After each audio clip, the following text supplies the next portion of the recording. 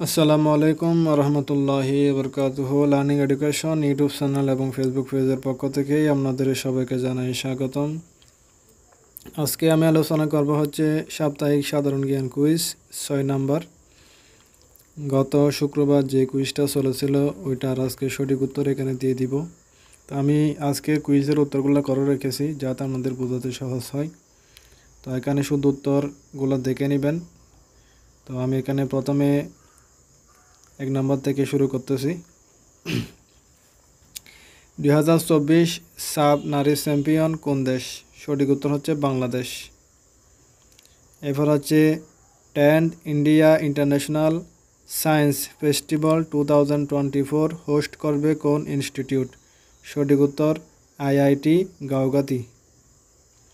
2025 Salkia year of রেফর্মস হিসাবে ঘোষণা করল কোন মন্ত্রক? প্রতিরক্ষা মন্ত্রণালয়।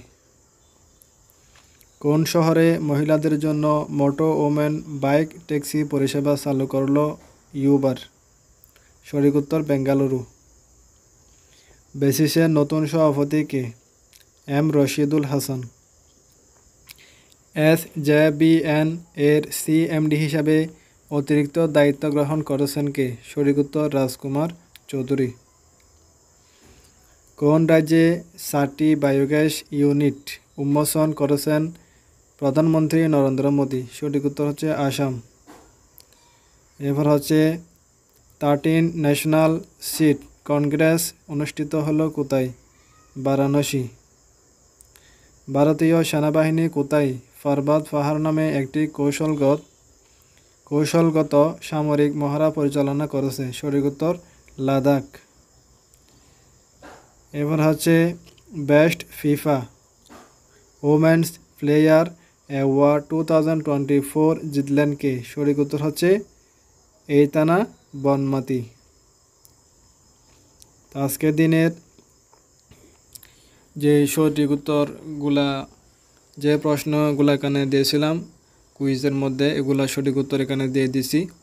তো আপনারা যারা যারা দেখেছেন অবশ্যই ভিডিওটি কেমন হয়েছে জানাবেন এবং ভিডিওর মধ্যে একটি লাইক করবেন যাতে পরবর্তীতে নতুন কোনো ভিডিও নিয়ে আবার আপলোড দিতে পারি। তো আপনারা অবশ্যই প্রতি সপ্তাহে শুক্রবার যে কুইজটা চলে ওইটার মধ্যে অংশগ্রহণ করবেন। ওইখানে আপডেট যে সাধারণ জ্ঞান প্রশ্নোত্তরগুলো হয় ওইখান থেকে কুইজের মধ্যে প্রশ্নোত্তরগুলো দেওয়া হয়। তো আপনারা প্রতি শুক্রবার সন্ধ্যা 6টায় কুইজটি অনুষ্ঠিত হয়। আপনারা যারা ফ্রি থাকেন অবশ্যই কুইজের মধ্যে অংশগ্রহণ করবেন এবং ডেইলি কারেন্ট অ্যাফেয়ার্স এবং মান্থলি কারেন্ট অ্যাফেয়ার্স থেকে সাধারণ জ্ঞান প্রশ্নোত্তরগুলো এখানে আপলোড করা হয়। অবশ্যই সাথে থাকবেন, পাশে থাকবেন, চ্যানেলটিকে সাবস্ক্রাইব করবেন।